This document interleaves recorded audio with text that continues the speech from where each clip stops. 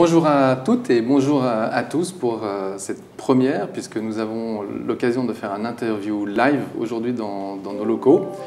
Cette interview durera à peu près 45 minutes.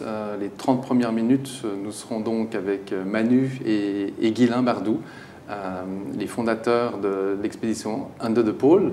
Nous aurons l'occasion de leur poser des questions sur ce qui s'est passé, sur ce qui se passe aujourd'hui et ce qui se passera demain. Comme c'est une première, évidemment, on espère qu'on n'aura pas de problème technologique. Nous ne sommes pas sur LCI et je ne suis pas Darius Rochebain, soyez rassurés.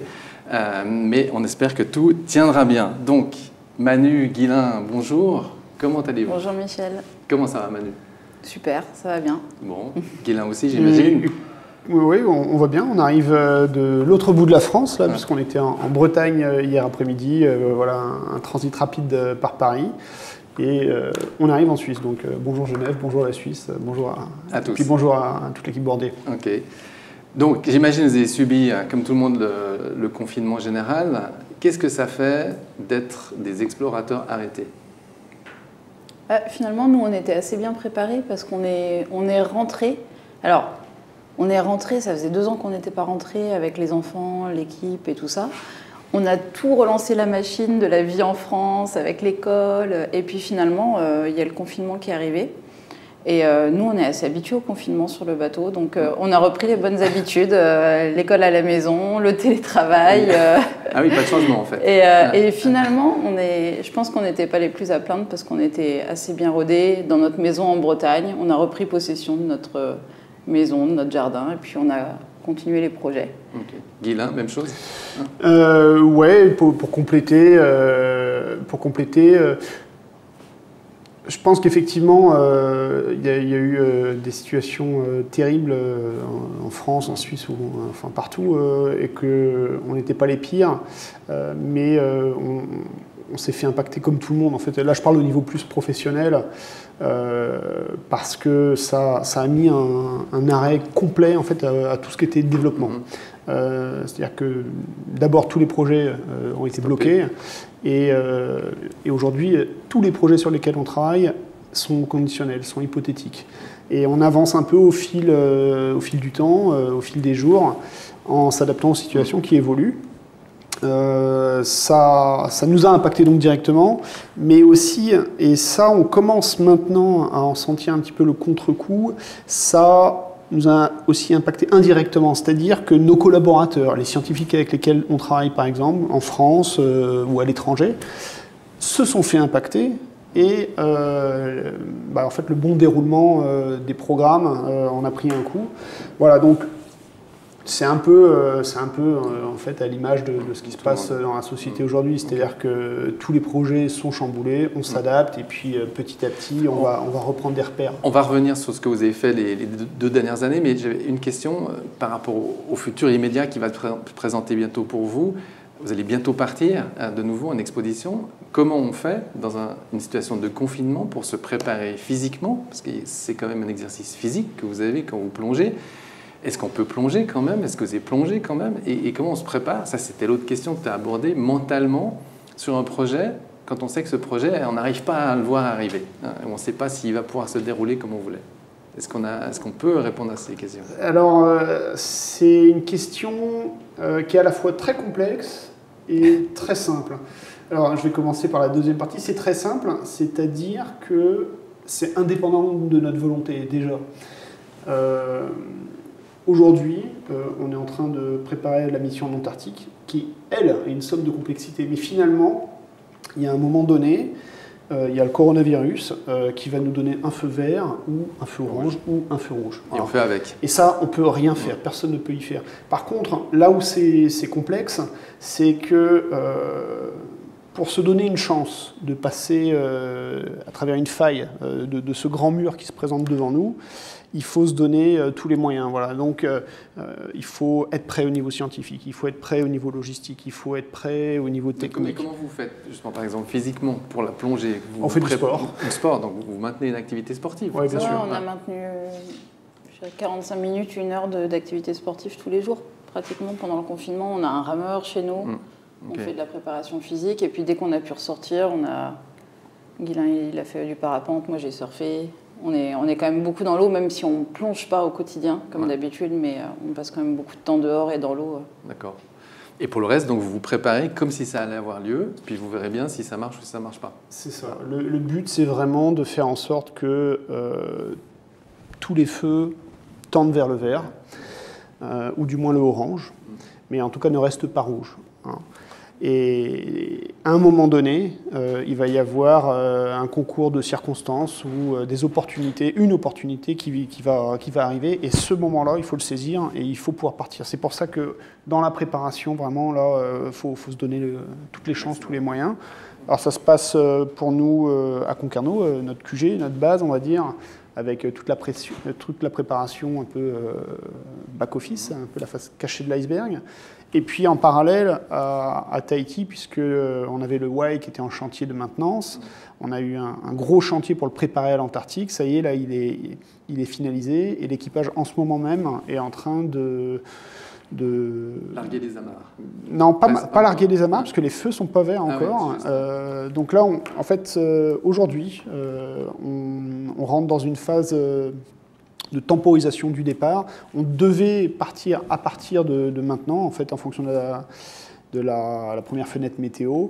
Les feux ne sont pas au vert, les frontières sont fermées, donc on temporise. C'est-à-dire qu'à partir de maintenant, on va retarder le départ en s'adaptant aux conditions et on se maintient prêt toujours et on continue de se préparer au maximum. Voilà. Okay.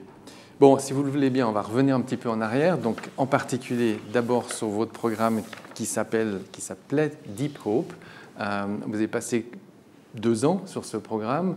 Je crois que tout le monde se rappelle 2 chiffres, probablement. D'abord, une plongée extraordinaire à moins 172 mètres, moins 172 mètres, et une découverte d'un corail qu'on ne connaissait pas. Et puis surtout, enfin, ce qui m'avait impressionné, c'est cette collecte industrielle, hein, entre 4000 et 6000 éléments ramenés à la surface. Donc un travail hyper consistant et avec des découvertes intéressantes. Alors aujourd'hui, avec le recul, est-ce que des choses ont évolué par rapport à ce que vous aviez observé sur place? Je me rappelle qu'une des données intéressantes était de se dire, par rapport au réchauffement climatique, à la difficulté de ces coraux de se maintenir dans les eaux chaudes, c'était de se dire, est-ce qu'ils réussiraient à se déplacer ou est-ce qu'on pourrait les déplacer dans des couches plus profondes pour leur donner une sorte de réoxygénation? Est-ce que cette théorie-là s'est confirmée? Est-ce qu'elle continue de se construire ou qu'est-ce qui s'est passé, Manu? Ouais, là, on parle de la théorie du refuge, donc qui dit que les coraux de profondeur, en fait, quand ils pondent, pourraient venir recoloniser les coraux moins profonds qui sont plus impactés par les problèmes de réchauffement climatique et en particulier de blanchissement corallien. Et ça, aujourd'hui, c'est les analyses génétiques et ADN en particulier qui vont pouvoir dire si on retrouve l'ADN en fait sur ces coraux moins profonds de ceux qu'on a prélevés profonds chez une même espèce dans la colonne d'eau. Et là, on n'est pas au bout de ces études-là. Donc, on ne peut pas infirmer ou confirmer aujourd'hui cette théorie du refuge, même si on en a l'espoir. Mais je crois qu'aujourd'hui, la moisson de données, elle va bien au-delà de ça, puisqu'on est vraiment parti un peu d'un vide. On ne savait pas si on allait trouver des coraux profonds, on ne savait pas combien, comment. Et en fait, assez rapidement, on s'est quand même rendu compte que non seulement il y en avait beaucoup, mais il y avait une belle diversité, qu'on retrouvait beaucoup de coraux de surface, on les retrouvait au fond. Donc il y a une vraie chance pour cette théorie du refuge. Et qu'en plus, ils se portent bien, ils prospèrent. Voire dans certains endroits, ils forment presque un nouveau récif comme à Makatea. Donc il y a un vrai espoir. Et surtout, ce que dit Deep Hope, c'est qu'aujourd'hui, on ne peut plus ne pas prendre en compte en fait, ces coraux profonds. On est obligé de les prendre en considération dans la protection du récif, dans l'écosystème dans son ensemble. Alors qu'avant, on regardait que la surface. Alors qu'avant, on avait tendance à regarder que la surface. Et voilà. Et ce corail à moins 172 mètres, ce qui montre surtout, c'est que ça vient repousser les limites de ce qu'on pensait en termes de survie, en termes de profondeur, en termes de résistance et de résilience des coraux. Donc, dans tous les cas, refuge par refuge, ils sont là, ils existent, ils prospèrent, il y en a beaucoup, et ils méritent d'être étudiés, ils méritent d'être protégés, d'être pris en considération. Et peut-être, alors, ces 4000 ou 6000 échantillons... Un peu plus de 6000. Ah, plus que 6000 maintenant. Et ils sont où? Ils sont tous à Tahiti ou Non. Ils ont été disséminés dans des laboratoires? Alors, il y a une partie qui reste à Tahiti. C'est par exemple la collection taxonomique qui présente un peu la diversité de ce qui a été collecté sur la campagne.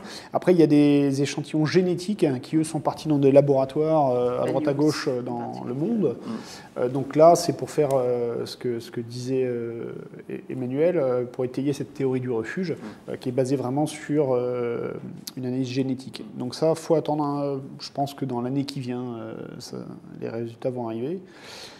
Et peut-être juste en complément aussi, parce que c'est l'occasion de le dire, en ce moment, là, il y a la première publication scientifique qui sort justement sur cette découverte du corail le plus profond du monde à 172 mètres, 172 mètres.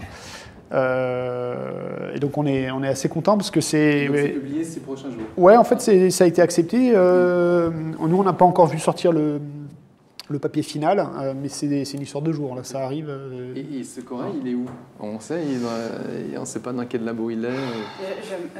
Alors, je ne pourrais pas mettre ma main à couper, mais je crois qu'il a été, je crois qu'il est parti avec Michel Pichon en Australie, parce que c'est lui qui a fait toute l'étude taxonomique pour confirmer l'espèce et tout ça. Donc je crois que cet échantillon-là, ou en tout cas un des 3 échantillons qui ont été ramenés de 172, est avec Michel en Australie. Donc il a fait un beau voyage en tout cas. Et puis ils en ont coupé un petit bout, ils ont prélevé pour l'ADN, et ça c'est parti en labo aussi, parce qu'en fait c'est des études qui sont très diverses et qui font appel à tout un tas de spécialistes, donc c'est chacun dans son coin. Bon, donc on attend alors avec beaucoup d'impatience ces publications, on se réjouit beaucoup d'en avoir des informations. Peut-être quelques mots sur le programme Capsule. J'ai pas vu la capsule sous l'eau, mais moi je me rappelle l'avoir vue chez vous à Concarneau, et ça m'avait frappé de voir cette capsule qui paraissait étonnante par sa compacité, et donc finalement elle a atterri sous l'eau. Vous l'avez posée à moins 20 mètres, hein, si je me trompe pas, et vous êtes resté dans cette capsule des jours et des nuits. Qu'est-ce que vous avez vu d'extraordinaire la nuit ou la journée dans cette capsule que vous n'avez pas vu, que vous ne voyez pas en fait en plongée normale? Ou qu'est-ce que cela vous a apporté d'être dans cette capsule? Je crois que je pense que tous, ce qu'on en a ramené, on a tous vécu une expérience différente, avec des sensations différentes, on a vu des choses aussi différentes sous l'eau. Mais je crois, moi je dis souvent qu'en 3 jours sous l'eau, j'ai plus appris sur le comportement des poissons qu'en 15 ans. J'ai pas vu un nouveau requin, ou j'ai pas vu quelque chose de dingue, mais en revanche, le fait d'être derrière ce dôme 24 heures sur 24 dans cet habitat qui était silencieux, discret, où on s'est complètement fait oublier du milieu, on a pu observer la vie du récif, du lever du soleil au coucher du soleil, et comment ça s'organise. Et c'est une ville en fait. C'est une ville qui va s'organiser. Il y en a qui se couchent quand d'autres partent au travail. Et puis la prédation, les réactions au bruit, à un plongeur qui passe, à un bateau qui passe en surface. Et tout ça, c'est des choses d'habitude, on ne peut pas en saisir l'essence. Alors que là, d'un coup, on est derrière ce dôme et on regarde en permanence. Bon, on prend des notes aussi. On a une suite, en fait. Mais on a une suite. Voilà, on a une suite. Et sans interaction, sans déranger. Sans déranger. C'est un petit peu comme si quelque chose, peut-être que la plupart des gens pourraient imaginer quand on est dans un aquarium, quand on va dans un aquarium. Je pense que beaucoup de gens ont déjà eu l'occasion d'expérimenter ça. Les poissons, ils viennent derrière la vitre et ils ne s'occupent pas trop de nous, même si on tape au carreau. Et ben, c'est un peu pareil. Sauf que la différence, c'est que là, c'est un peu nous qui sommes enfermés à l'intérieur de l'aquarium, si je puis dire. Et le balai animal qui se passe autour de nous, c'est exactement le même, sauf que ce coup-ci, on n'est pas limité dans quelques mètres cubes d'eau. On est littéralement au cœur de l'océan. Et on a les poissons, les requins, les crustacés. En fait, toute la vie du récif qui s'anime, qui évolue en fonction des heures, du jour, de la nuit, le lever, le coucher du soleil, de manière constante et de manière perpétuelle. Et on observe ça de manière totalement passive. Il y a un rythme auquel on n'est pas confronté quand on plonge, je sais pas, 1 heure, 2 heures en pleine journée. On voit qu'un moment, et là vous avez vu le rythme d'activité de toutes 24 heures. C'est ça qui était intéressant. Nous, quand on plonge, on a un instant T. Mais on n'a pas la continuité de cette vie sous-marine. J'imagine c'est comme ici à Genève, on se pose à un endroit pendant 5 minutes. C'est pas du tout pareil que si on reste 24 heures. Et c'est un peu comme le naturaliste en forêt qui va poser sa tente et se faire oublier et qui va voir les animaux vivre. Le promeneur qui fait que passer dans la forêt, il va pas voir ce que le naturaliste va observer en étant caché derrière. Et en même temps, les animaux, les poissons font abstraction de vous. Les poissons ont fait abstraction de nous, voire ont adopté pour certains la capsule. Ils, vous faire coucou ils en ont fait un habitat. Certains en ont fait un habitat. Par exemple, on avait 2 poissons trompettes qui vivaient sous le moon pool, par là où on rentrait, où on sortait. Et donc, ils étaient là toute la journée, un peu débonnaires. Et puis, moi, je me souviens, la première nuit, j'étais un peu inquiète de la nuit, de comment ça allait se passer, tout ça. Et puis, quand on s'est retrouvés dans la nuit et qu'on a commencé à éclairer un peu devant le dôme, il y avait plein de vers fluorescents, de petits organismes qui se mettaient à danser devant le dôme. Et les poissons trompettes, d'un coup, ils ont complètement changé d'attitude. Ils étaient à l'affût. Et en fait, ils venaient chasser juste devant nos dômes. Et donc, ces poissons qui étaient tout débonnaires toute la journée, là, d'un coup, c'était des prédateurs. Et sous nos yeux, on voyait voilà, ce changement avoir lieu. Et c'était un spectacle vraiment incroyable. Mais pratiquement, parce que je pense pour les gens qui nous regardent, donc on sait qu'il y a une capsule qui est sous l'eau, on sait que vous êtes là la journée et la nuit. Et ça se passe comment? Donc vous plongez, vous rentrez dans cette capsule, il n'y a évidemment pas d'eau, hein, c'est de l'air, donc vous pouvez enlever le masque et respirer normalement. Et vous mangez comment? Vous mangez quoi? Ou vous ne mangez pas? Alors, on mange. Il faut essayer d'imaginer la capsule un peu comme une tente, un peu comme du camping sous-marin. Hein. C'est vraiment le concept, c'est-à-dire que c'est petit, c'est à peu près le même volume qu'une grosse tente. Hein. On y est à 3, on y dort à 3, mais par contre, comme dans une tente, dans le mauvais temps, on va dire, j'aime bien donner cet exemple, faut être très organisé. Hein. Quand on est dans le mauvais temps, quand il pleut, on ne peut pas sortir de la tente, par exemple. Donc, à 3, il faut s'habiller ou se déshabiller les uns après les autres, il faut se passer les plats. Voilà. Donc, déjà, il y a une vie à l'intérieur. Hein. Après, par exemple, pour les repas, un petit peu comme quand on fait de la montagne, on va préparer en général ses rations à l'avance. Ça peut être des rations de survie, ça peut être des plats préparés, ça peut être, il y a différentes solutions. Donc nous on avait des Tupperware. C'est froid. Hein. On mange froid, il n'y avait pas de micro-ondes.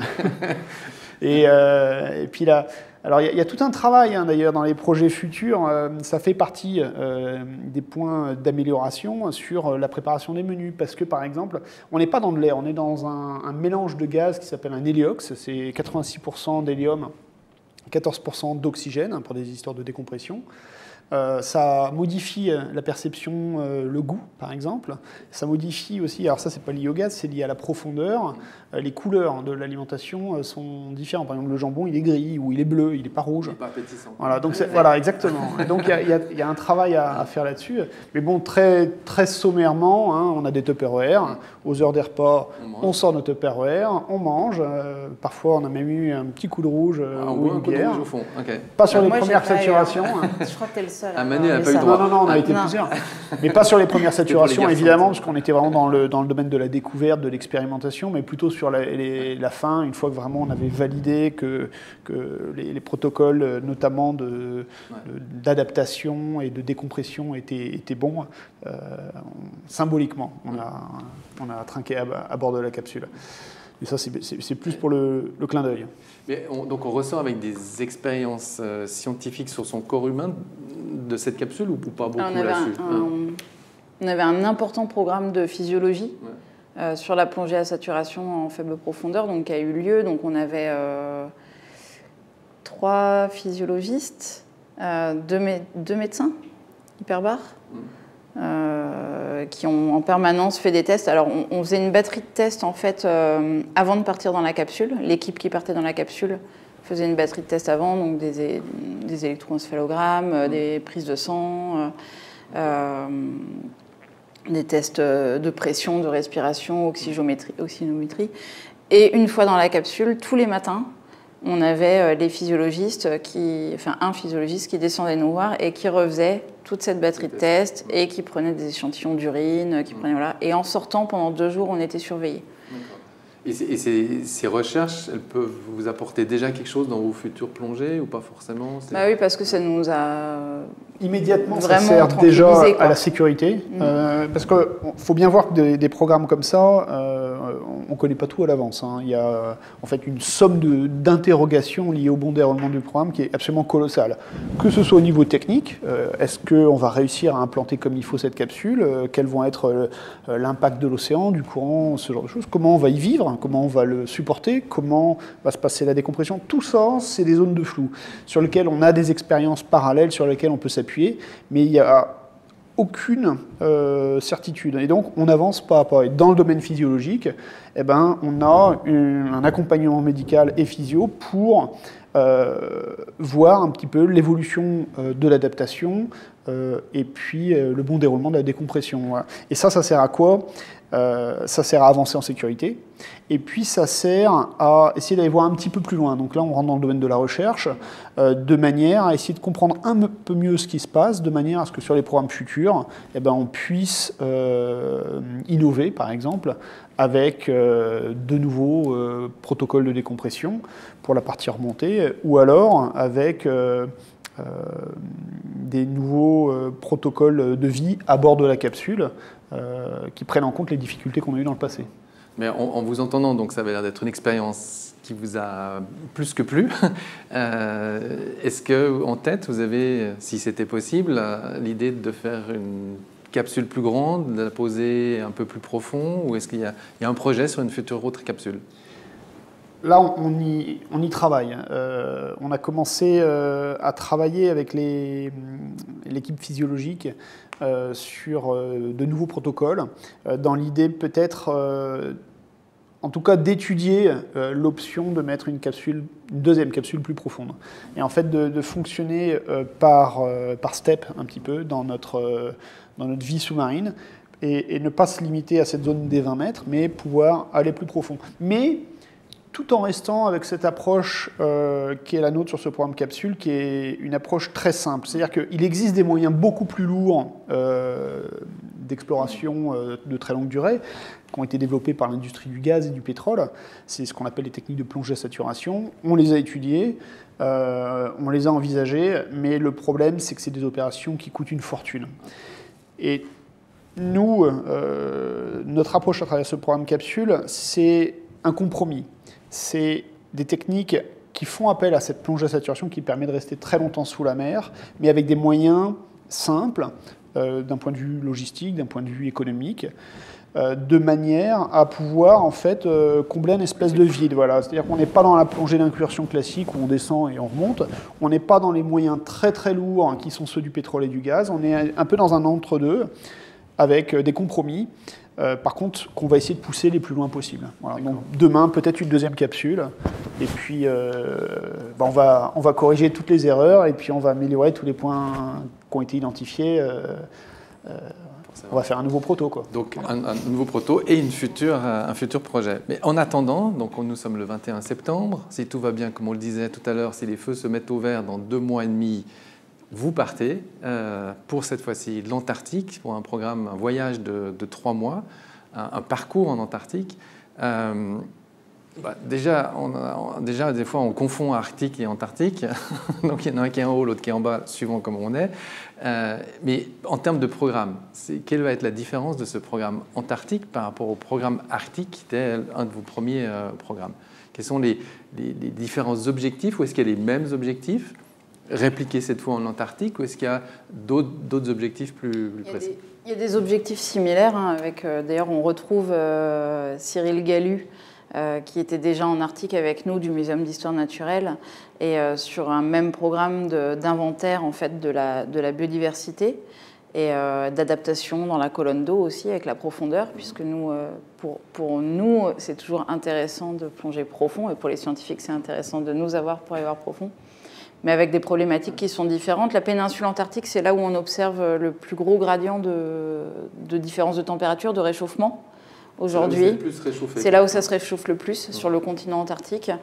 C'est aussi là où il y a du coup beaucoup de morceaux de glace qui se détachent et qui viennent racler les fonds rocheux, donc aussi pas mal abîmer la diversité, mais peut-être moins du coup en profondeur. Donc peut-être que pour une fois en profondeur, on retrouverait plus de diversité que moins profond. Et puis un deuxième programme avec le CNRS dont je te laisse parler peut-être. Là, on va s'intéresser au-delà de la diversité vraiment très générale, ça c'est avec le MNHN, le Muséum d'histoire naturelle. On va s'intéresser sur un deuxième programme à une espèce qui est une espèce de ver, mais qui est un excellent indicateur en fait, de l'impact du réchauffement climatique, parce que c'est des espèces qui peuvent être très sensibles à des fluctuations de température très faibles. Et en fait, en les mettant dans des conditions de stress thermique différents, en gros on les met dans des aquariums et puis on fait varier des paramètres environnementaux comme la température, et on observe comment ils s'adaptent et à quelle vitesse. Et ça, c'est un indicateur en fait, de l'impact d'un réchauffement climatique sur la diversité biologique en Antarctique.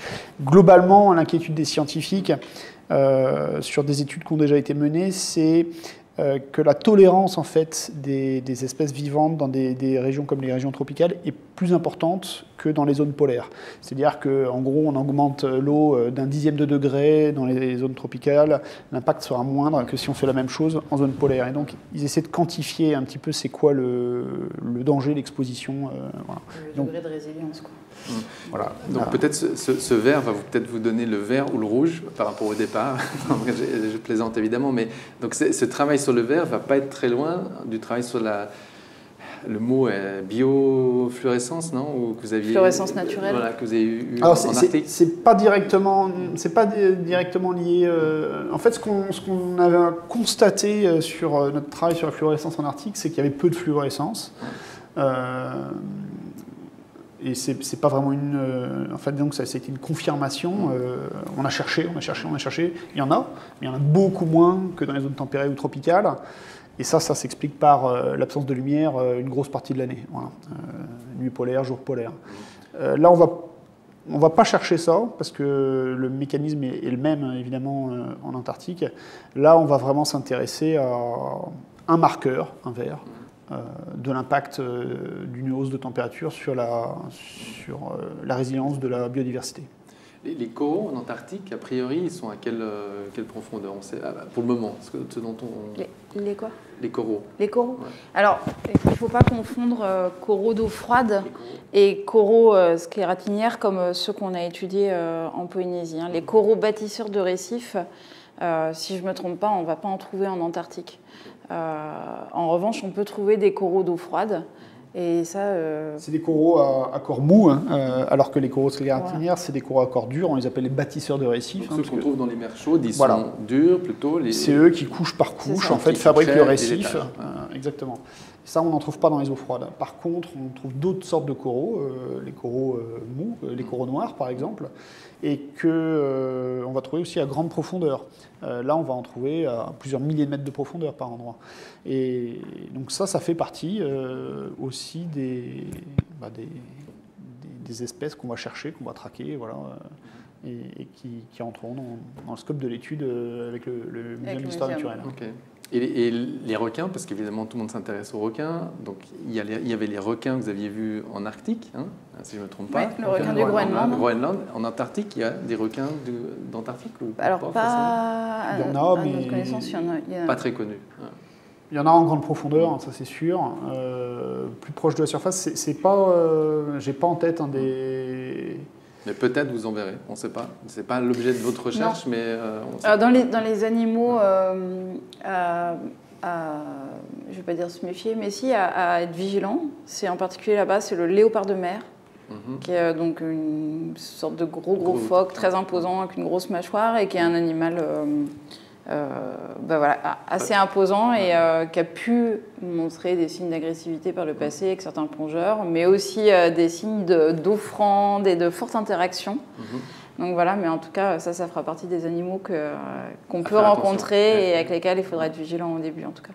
Mais parce que vous parlez de risques, là, justement en termes de logistique, l'Antarctique, c'est évidemment pas nos régions, donc c'est compliqué. Les risques principaux auxquels vous allez être confrontés, c'est quoi? Il y a le froid, évidemment, Il y a certains animaux, à part le léopard de mer, j'imagine qu'il y a d'autres choses. La plus grande difficulté, hein, je pense, hein, le plus grand risque, moi je pense que c'est la mer et la météo. Hein. C'est des mers qui sont extrêmement hostiles. Le passage de Drake qui sépare le sud de l'Amérique de la péninsule antarctique, c'est le trajet de Ushuaia. Voilà, en gros, de Ushuaia à l'Antarctique, c'est 4-5 jours de mer. Mais le problème, c'est que les dépressions passent très vite et que la météo a une fiabilité qui est relative. C'est-à-dire que même si on part avec une fenêtre météo de 5 jours favorable, au bout de 2 jours, ça peut avoir totalement changé. Et c'est pour ça qu'on peut se retrouver en fait, dans ce passage de Drake et se prendre une violente tempête, mais qui dans cette partie du monde sont extrêmement violentes. Voilà, c'est aussi le croisement de 3 océans, l'océan Antarctique, l'océan Pacifique, l'océan Atlantique. Ça lève une mer très grosse. Ouais. Ouais, je pense que ça, c'est en effet, c'est le danger de ces régions. Et puis, dans ce qu'on fait, nous, en plongée, je pense que l'Antarctique, mais comme le haut Arctique, il y a une composante de l'isolement aussi, c'est-à-dire que, évidemment, en cas de souci, on peut compter que sur nous-mêmes, en tout cas jusqu'à avoir rejoint le continent. Mais voilà, c'est pour ça que, comme d'habitude, on a un médecin à bord. Et donc, vous serez plus isolé en Antarctique que vous étiez en Arctique? En cas de difficulté, c'est la même chose un peu? À peu près la même chose. Ça dépend des endroits où on était en Arctique, je dirais. Oui, c'est ça. On a clairement été encore plus isolés quand on était au pôle Nord géographique. Mais oui. Mais il y a une différence. L'Arctique, on est constamment entouré de terre. En fait, on n'est jamais très loin en mer, à moins d'aller en plein milieu de l'océan Arctique, comme on l'a fait sur Under the Polar, mais il n'y avait pas de bateau pour le coup, on était à ski. C'est vraiment comme si, en fait, on part d'un continent, l'Amérique du Sud, et vraiment, on traverse l'océan Antarctique pour arriver en péninsule. Donc déjà ça, il y a un éloignement physique où on doit vraiment partir en mer. Là, on arrive sur une terre, l'Antarctique, qui elle-même est isolée. Hein. Et en fait, il n'y a pas par exemple, il n'y a pas de village où on a des rotations régulières. Il y a des bases scientifiques, il y a des bases, des bases scientifiques, on va dire, qui abritent une population diverse, mais notamment de scientifiques. Mais voilà, on ne va pas à l'aéroport et on ne peut pas prendre un taxi pour rentrer à Ushuaia, par exemple. Ça ne fonctionne pas comme ça. Donc, et on ne peut pas retraverser dans l'autre sens à n'importe quel moment aussi. Et c'est ça qui fait aussi la force et la richesse de telles missions en fait, scientifiques en Antarctique, c'est que ça reste en fait des zones vierges, ça reste des terres de science qui sont protégées, qui sont difficiles d'accès, et donc elles sont extrêmement préservées. L'Antarctique, c'est une terre sans nul autre pareil à travers la planète. Hein. Et puis que tout ce qu'on y fait, finalement, est rare. Hein. Des études en plongée sur la biodiversité profonde, c'est simple, hein, en péninsule antarctique, ça n'a jamais été fait. Et à travers l'ensemble de l'Antarctique, ça n'a pratiquement jamais... En plongée, c'est-à-dire que comment les biologistes, comment les scientifiques, ils étudient, pas qu'en Antarctique, hein, d'ailleurs, à travers le monde, ils vont chaluter, ils vont draguer, ils vont remonter leur filet, et ils vont regarder tout ce qu'il y a dedans. Voilà. Ça, c'est ce qu'on fait depuis toujours, mais c'est ce qu'on fait encore aujourd'hui, hein, finalement. Alors, il y a d'autres moyens. Mais il y a un moment donné, aller voir le milieu, in situ, et prélever, par exemple, des espèces fixées, c'est pas toujours possible avec des filets et des dragues, ni même avec des robots. Et c'est le programme d'IPOP qu'on a mené en Polynésie française.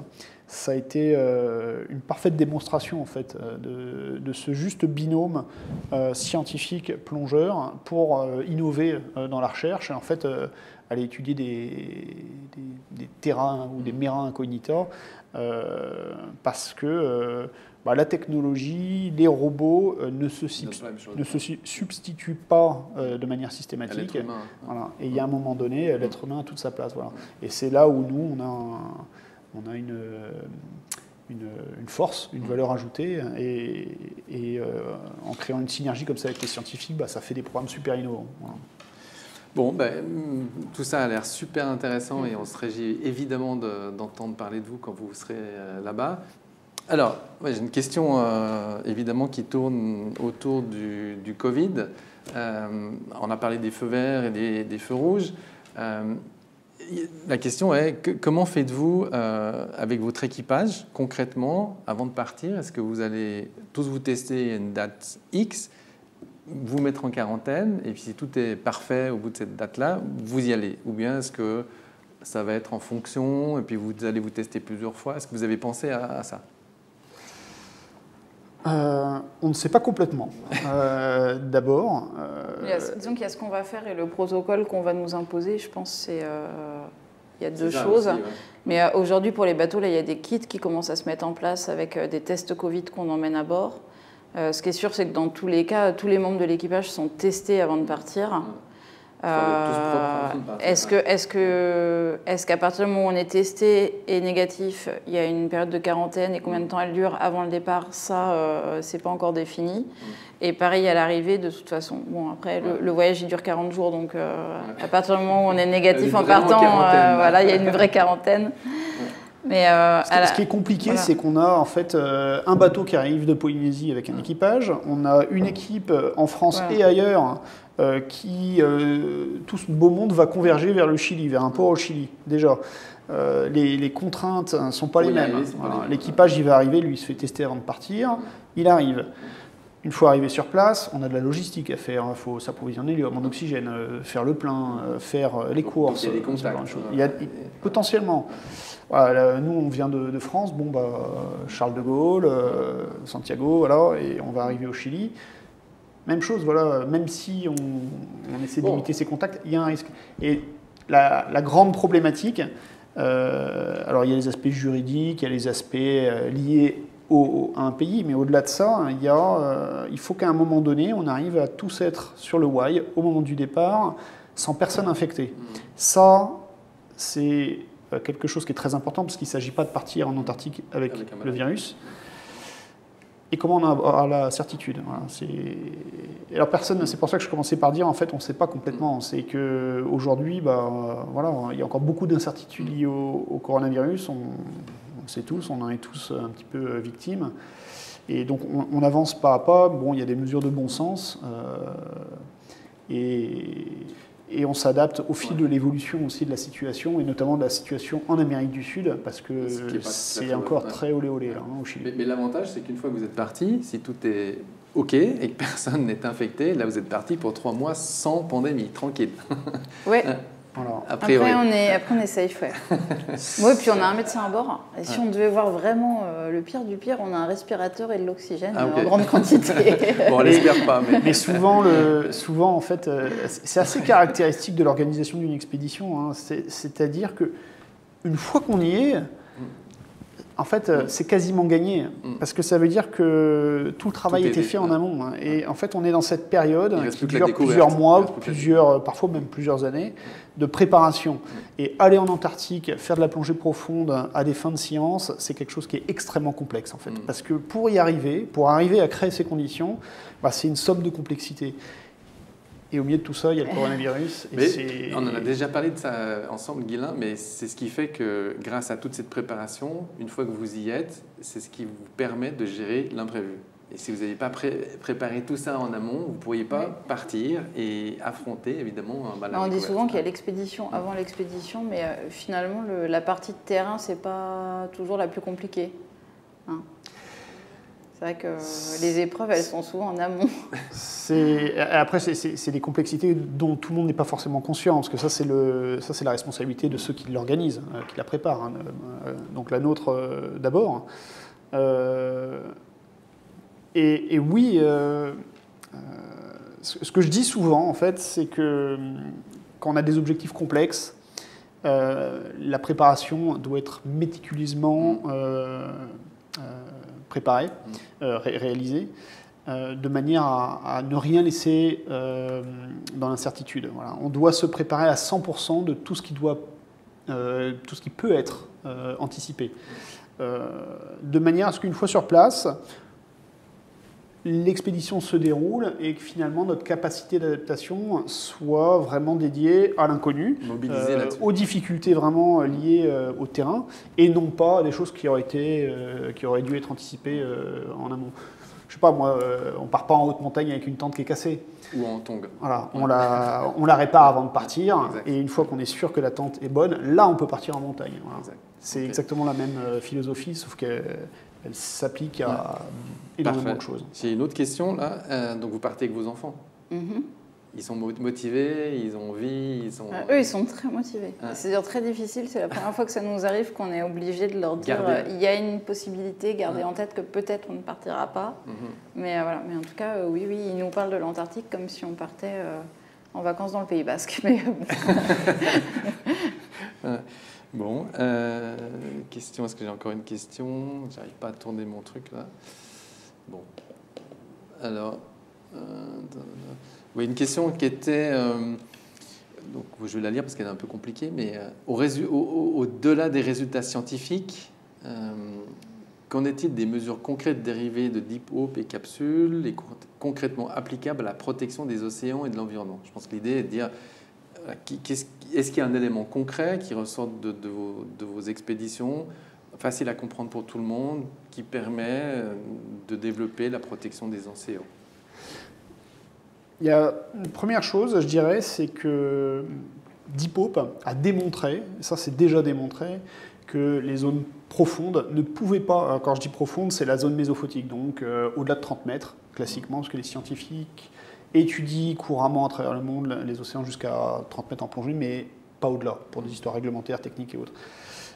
Et en étudiant de manière massive, comme on l'a fait, les coraux de la zone mésophotique, il a été démontré que ces zones jouaient un rôle considérable et crucial dans l'équilibre global du récif corallien. C'est-à-dire qu'aujourd'hui, demain, on ne peut pas étudier et prendre des mesures de préservation sans intégrer les zones profondes, la zone mésophotique, dans la gestion globale du récif. Ça, c'est une première chose, mais qui est absolument fondamentale. Parce qu'en fait, la zone mésophotique, en fait, elle abrite une diversité qui est considérable. Avant le programme, les scientifiques disaient qu'on avait à peu près 25% des espèces qu'on observe en surface qui descendaient plus profond que 20-30 mètres. Aujourd'hui, le programme Deep Hope a montré que c'est 60%. Ça veut dire qu'en fait, on a une diversité qui est considérable, plus profond, mais hier, on ne la voyait pas. Voilà. Aujourd'hui, on sait qu'elle est là et on sait qu'elle interagit. Et donc, elle doit être prise en compte dans les mesures de préservation. Protégeons les profondeurs. Aussi, en plus des autres, mais n'oublions pas de protéger les profondeurs. En fait, oui, intégrons les profondeurs dans la compréhension globale. Nous, Under the Pole, comment concrètement on peut aider avec ça? C'est tout le travail de sensibilisation, à un moment donné, qu'on mène en parallèle, donc à travers, en effet, les documentaires, des reportages, mais aussi à travers des programmes pédagogiques, d'éducation plus larges. Et puis, peut-être tu peux dire un mot sur la plateforme Océan Climat, à qui on donne aussi notre avis, nos données, nos résultats, pour pouvoir faire remonter ça à des décideurs plus hauts. Voilà, l'idée, en fait, c'est que la préservation, elle doit s'appuyer sur la connaissance scientifique. Voilà. Il ne s'agit pas de faire de la communication pour faire de la communication, il s'agit en fait de relayer l'information scientifique, de la faire remonter et de la distribuer avec tous les canaux de communication qu'on peut imaginer auprès des scolaires, comme on le fait, auprès du grand public, ou auprès des instituts de réglementation, les gouvernements, les ONG, etc. Ça, ce n'est pas un travail qu'on fait seul, c'est un travail qu'on fait en collaboration. Nous, une partie de notre travail, c'est de mettre en place les moyens de la connaissance. Donc nous, on s'occupe de la logistique, de l'organisation, de la plongée, on s'associe avec des scientifiques, on crée du savoir. Qu'est-ce qu'on fait de ce savoir? Il y a un moment donné, il faut faire le tri. Et une partie de ce savoir, sous forme de recommandations scientifiques, sont destinées aux dirigeants, par exemple. Ça, aujourd'hui, on travaille en lien avec une ONG qui s'appelle la plateforme Océan Climat. Ça rassemble des acteurs internationaux de la science, de la diplomatie, de la vulgarisation. Enfin, il y a de la recherche, il y a un très grand nombre d'acteurs qui centralisent en fait l'information liée aux océans et au climat et qui édictent un certain nombre de recommandations sous forme de plaidoyer et qui sont défendus sur tous les grands rassemblements de l'UICN, les COP, etc., voilà, pour apporter un message C'est très bien fait, c'est très, très structuré. J'invite les équipes Bordier qui veulent en savoir plus. Hein, c'est simple, plateforme Océan Climat. .org. Et voilà, ça fait partie aussi une sorte de travail de lobby qu'on ne mène pas seul. C'est des choses qui sont complexes, qui ne s'improvisent pas, c'est un métier. Mais auquel on s'associe avec notre spécificité à nous, l'étude de la zone mésophotique. On fait remonter l'information, on la partage. Et voilà, on s'intègre dans ce processus. Donc, il y a à la fois la partie grand public, éducation, et puis il y a la partie institutionnelle. Ok, je crois qu'on est arrivé au terme de notre entretien. Les messages sont quand même assez clairs, les messages généraux sont clairs sur la protection des océans, la protection, le rôle que jouent les coraux. Au début, on pensait que c'était les coraux en dessous de la surface. Maintenant, on sait que c'est aussi des coraux de profondeur qui sont importants et qu'il faut protéger ces zones-là, évidemment, pour que le climat de la planète soit également protégé. Donc merci d'être venu nous rejoindre, Manu et Guylain. Évidemment qu'on vous souhaite un bon vent et de magnifiques plongées en Antarctique et que vous puissiez partir aux dates que vous avez choisies. Et on sera évidemment à vos côtés encore une fois. Et toutes les informations que vous pourrez nous envoyer, on sera très très friand de tout ce qui peut être disponible. On se fera, si on arrive à aller en Antarctique, on se fera un téléphone satellite comme on l'avait fait. Quand on était dans le Nord-Ouest, on s'était parlé par téléphone satellite. Et on ne pourra pas faire de visio, c'est trop compliqué techniquement, mais on aura le téléphone. Voilà. Okay. Bien, merci beaucoup. Merci à tous. En tout cas, cette vidéo sera disponible puisqu'elle est enregistrée et elle restera disponible sur notre site pour ceux qui désirent voir ou revoir cette émission. Voilà, à tous, bonne journée. Merci. Bonne journée. Au revoir. Au revoir.